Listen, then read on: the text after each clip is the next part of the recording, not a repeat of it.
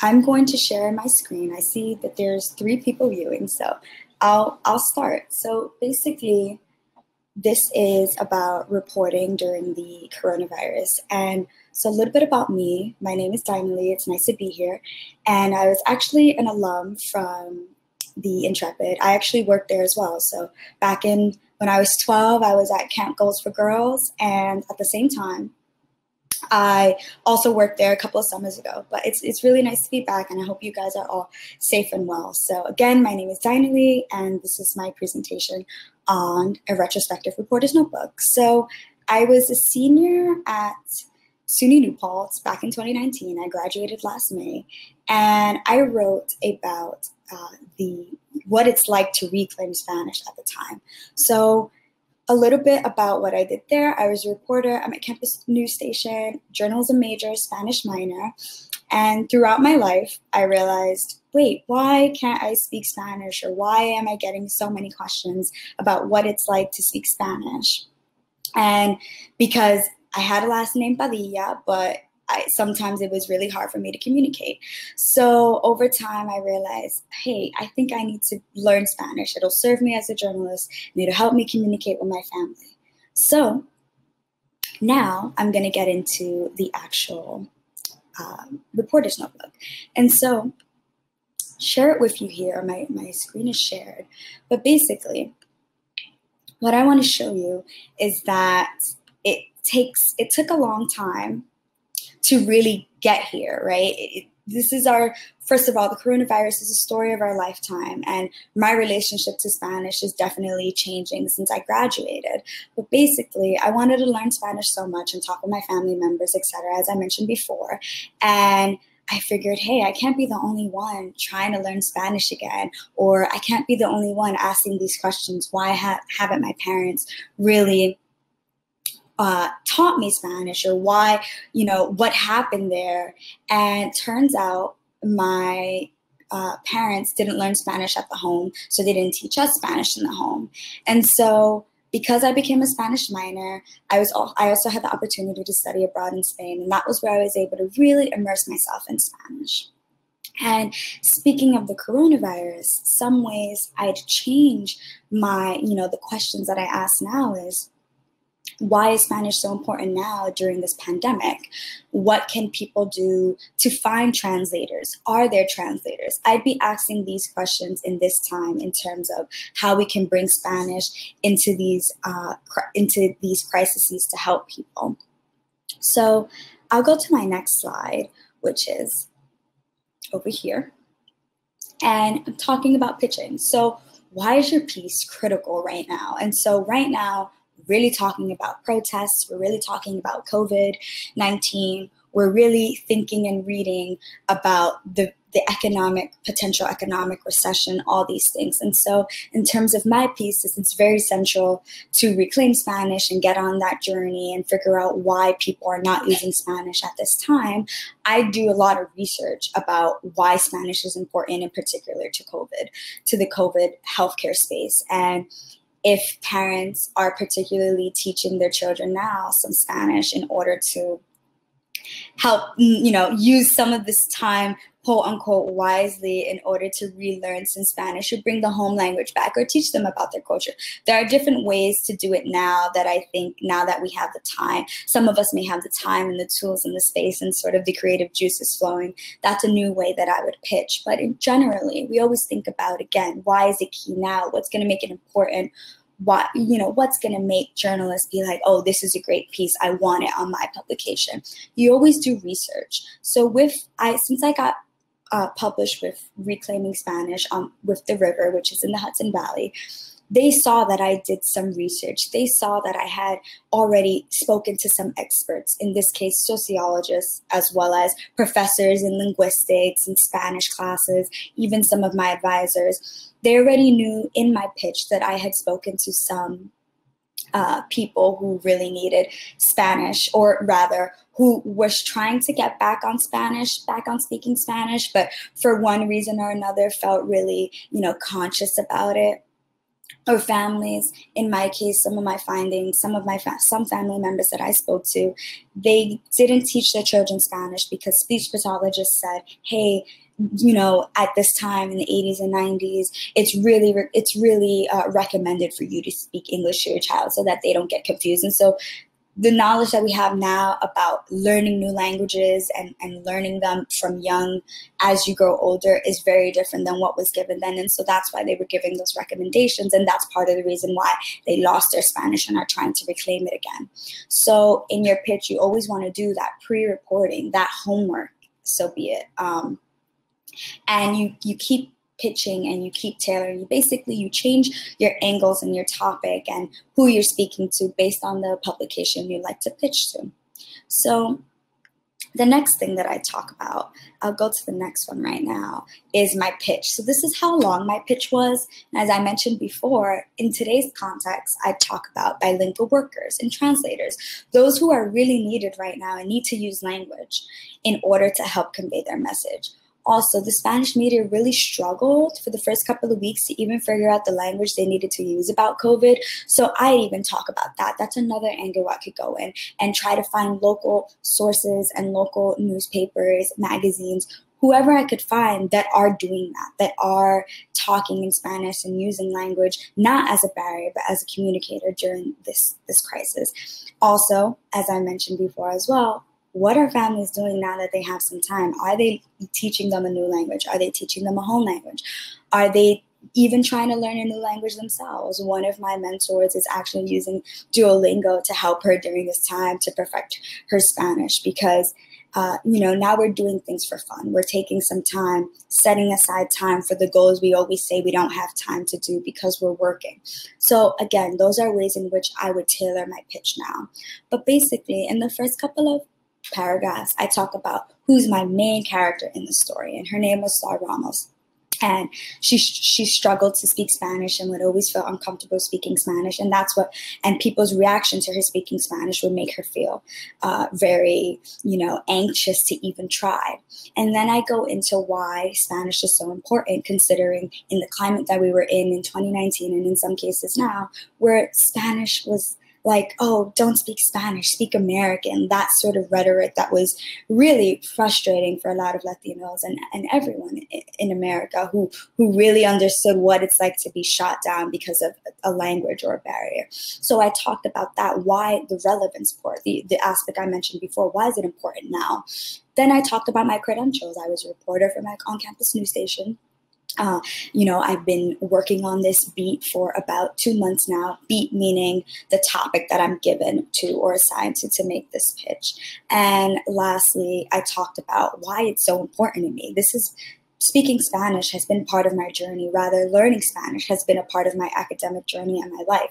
So I mentioned all of those things in order to hopefully, cross my fingers, get a pitch. And thankfully, the river picked it up, and I pitched it in June. And so that's the next thing I'll show you.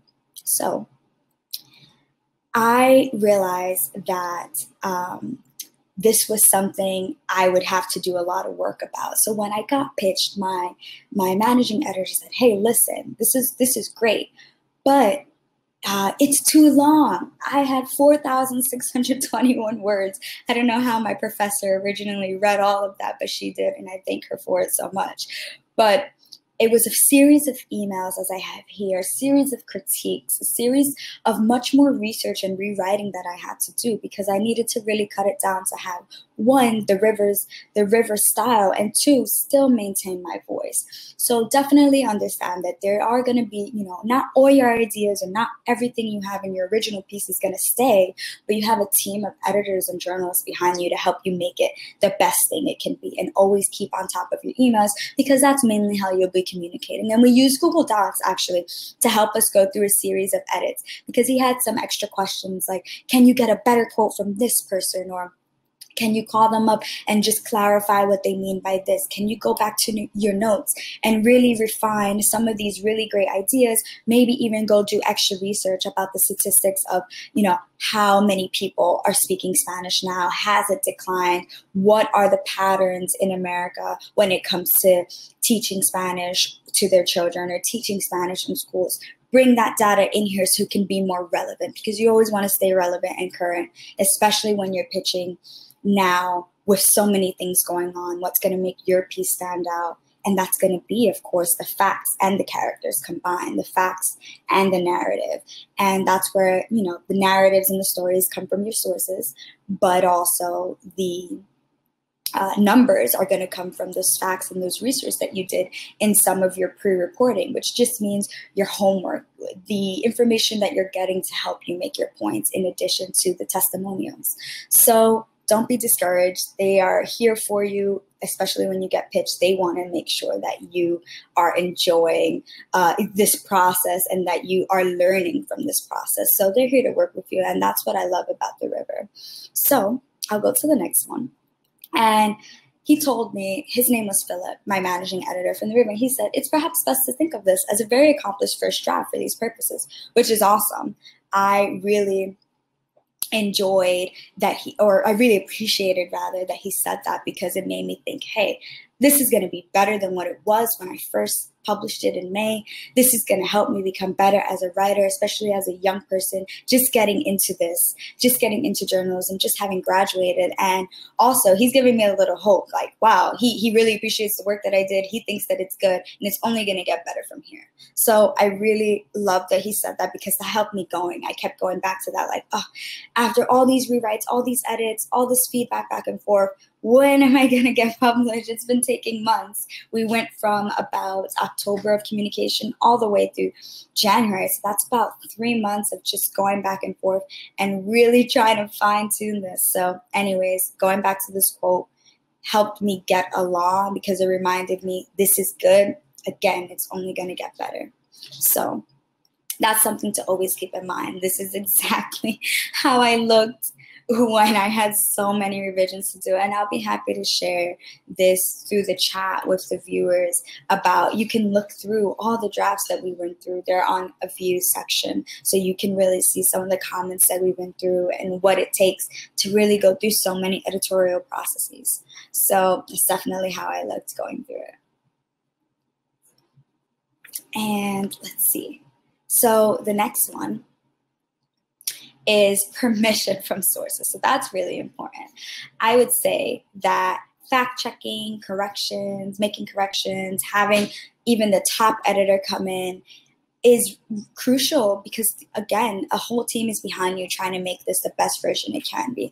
So when I say fact-checking, what I mean is reaching out to, like in this example, you're going to be reaching out to your source, telling them why they're important to the story and how you're excited for them to be a part of the story. And then you give them an excerpt. You give them the section that you've written about them, and make sure, one, you didn't conflate ideas. Two, you have what they said, you know, in a context that makes sense to them, is also meaning what they actually said, and also in a context that you understood as well. So you just want to make sure the understanding is clear, and that's why you're fact checking. You're making sure, hey, I know we had this conversation in March or April, but I want to make sure that how I wrote it now and how I pieced it together with the rest of the story is accurate.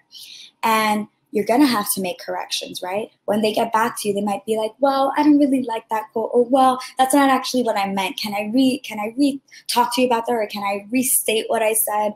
Or can you ask me that question again and we'll start all over? So that's something to think about.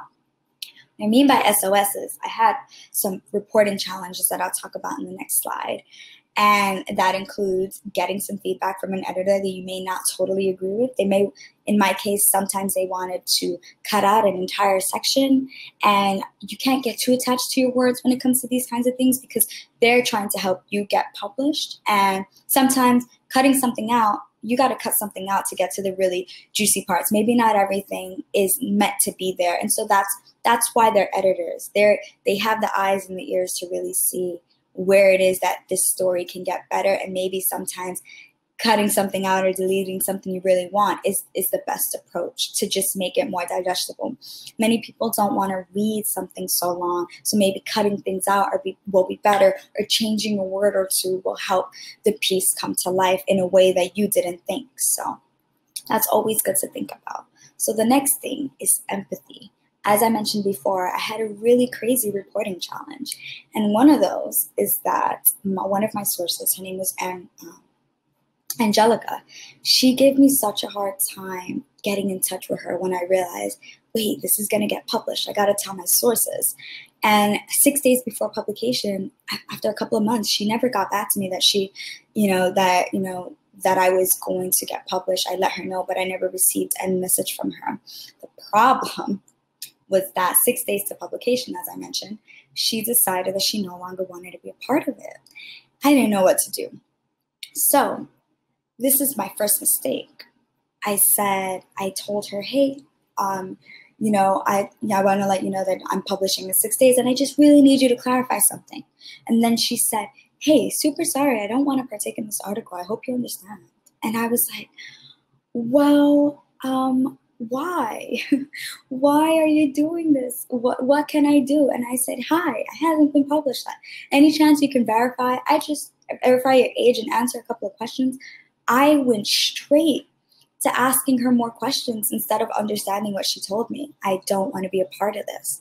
So, hey Shay, thanks for that. So I was like, oh goodness gracious, what do I do? You don't want to be a part of it. I wasn't even thinking. I just went straight to text her like, hey, finally you got back to me.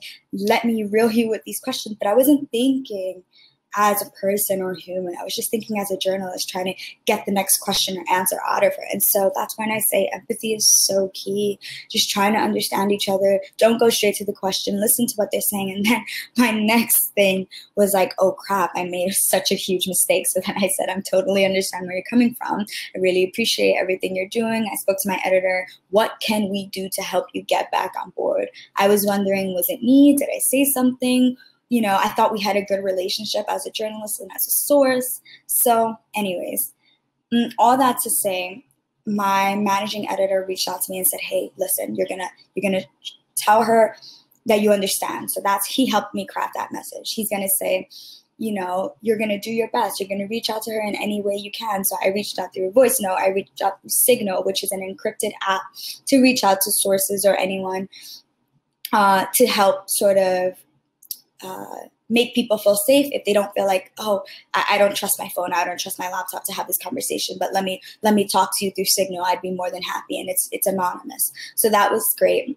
One of my professors helped me try to get her through that channel, and just getting really creative and coming from a place of like respect and love, and not, oh, I'm a journalist, I just need your answer. Instead, I said, listen, even if you don't want to be a part of it anymore, I just want to know why, and I want to end on a really good note. So let's talk about this. Even if you ultimately decide I'm done with this, at the end of the day, we're both people, we're both adults here. Let's just talk it out and see what happens. And at the end of the day, she gave me the chance. A couple of hours later, she explained to me what was going on. She didn't realize that it was going to be something that was published, like in the real world, that was maybe I didn't explain that clearly. Like, hey, part of my job at my school is to hopefully get this published. Like, that's part of the class. And even though I told her, yes, I will publish it on WordPress, I don't think she understood, and maybe I didn't explain it well enough, that, hey, maybe there's a potential for a publication to pick this up later after I graduate. So always being transparent, always coming from a place of empathy, and really thinking and reading before you respond to someone, because that might have thrown her off. If it was the other way around and I felt, oh wow, she's just getting straight to the question, she's not even reading the message or considering what I'm saying, that I no longer want to be a part of this. And that could turn some people off and completely never talk to you again. So that was such a huge reporting challenge for me. It's all to say, then my top editor was like, listen, I don't think this section should be here. And I was like, how can you do that to me? I just spent all this time really trying to get her back on board, and now you want to delete the whole section after we worked as a team really hard to get her back on board. She's essential to the story. That's why I fought so hard to get her back on. And after I explained the news elements to it, like, listen, not only is she the only Spanish-speaking, brought up being able to speak Spanish here, she's also a person from Mexico who has a DACA recipient status, and she deserves to be in the story. She brings out other perspective that people bring who are immigrants who really want to reclaim their Spanish in a place that maybe doesn't want them to. This is why she matters. So advocating for yourself is so important. And if you guys have questions about that, I'm more than happy to elaborate on it. But a lot happened in the 6 days prior to publication. So I'll keep going since I'll wrap up here. But some of the reflections that I had is, in general, whether you're thinking about the coronavirus or you're thinking about your everyday truths, we are searching for our truth. So what is the truth? How do you present that accurately? How do you project the subject's vulnerability? These are amazing questions that some of my professors talked to me when I first talked about what it was like to first get published. And how did some of these revisions help you make some of your goals different? And where did the editors really help you grow? And everything I said, they helped me grow because they made me see from a managing editor's side or producer's side. They helped me become a better writer and learn new things in the process of what it's like to really get published. And the last couple of things that I'll say is all writers should do this. Like, seriously, get organized. Make sure you have a record of your word count, a record of change, a record of working drafts and copies, because you never know. These can be these pitching and these writing pieces can be used for future employment. They could be used to just have writings for you to reflect on later in life. In the time of the coronavirus, all your observations, anything you're writing or reflecting on, can be used for future historians. So if you're a writer out there and you really want to get your story out there, just start. I say just start. Stay on track. Fact check your stuff. Always have resources to link back to, because people want to know, where did you get this information from? What data do you have to prove? And also, you'll notice really the progress from when you first started writing something to the end of it, how much you changed, how much you've grown, what you learned from it, just like I did. And always keep a record of all the changes, meaning all the drafts that you have for the future, because there might be something from the first draft that you liked that didn't end up on the last draft that you want to remember and add in. So those are just things all writers should know no matter what.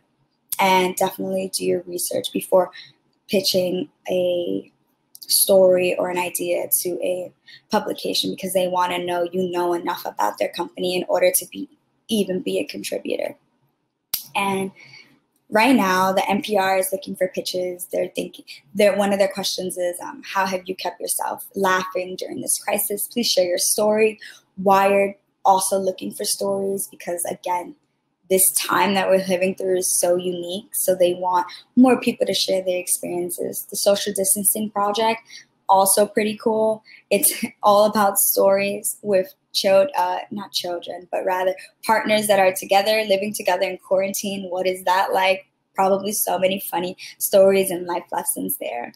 And lastly, thinking about your community, addressing public needs. What is happening in your community that nobody's talking about? What is happening in your community? If it is about COVID-19, right? Because that's a lot of coronavirus coverage. What can you do, or what are some of your neighbors doing? What is your family doing to stay safe that's unique from anyone else? How can you bring your skills and support what's going on? So really thinking about those needs. Who's the superhero here? Essential workers definitely are. Those on the front lines definitely are. And just thinking about those in your community who are maybe not even getting a shout out, they do something pretty incredible, and you want to write about it and you want to document it, go for it. Because again, all these places, all these publications are looking for future historians, future writers, so that in the future when we go back, we're like, wow, so many incredible things happened during this time where everyone really needed help and people came together. And now we can read about it in the future and share these stories with our future loved ones and family members, and just reflect on this crazy 2020. It is a challenge to be here now in 2020, but it's also woke us up, as Leslie Dwight's poem said. So definitely check her out, because her poem really changed many of our perspective. And great. So lastly, feel free to ask me questions, contact me, connect with me. Thank you so much. It was really nice to talk about my project again and sort of change the ways in which we might, or rather think about the ways in which I could change my pitch in order to talk about it in a coronavirus context and why Spanish is so important even now, especially now. And hopefully I gave you some tips to writers who really just want to improve their writing or don't even know where to start. And maybe everyone has a story to tell. So I always say, everyone who says they're not a writer, you are a writer. Everyone has a story to tell. Everyone has questions. You know, we are all human. We are curious. So I hope this was really helpful for you. And again, if you have any questions, please let me know. And I will actually put in the chat right now the PowerPoint if you'd like to get it. So I'll type that in right now. Here's the PowerPoint. And I really appreciate you guys being here again. It's fun to be back at the Intrepid in a different capacity, of course, virtually. And I definitely miss New York City. And I hope, as I said in the beginning, I hope you guys are staying well. You know, the economy is opening up. And everyone has their own way of staying safe and, you know, feeling how they feel. All feelings are valid. Remember, as writers, get them out there, write them down. Go pitch the story you always wanted to do. Go write the book you always wanted to write. And I should also be taking my own advice too.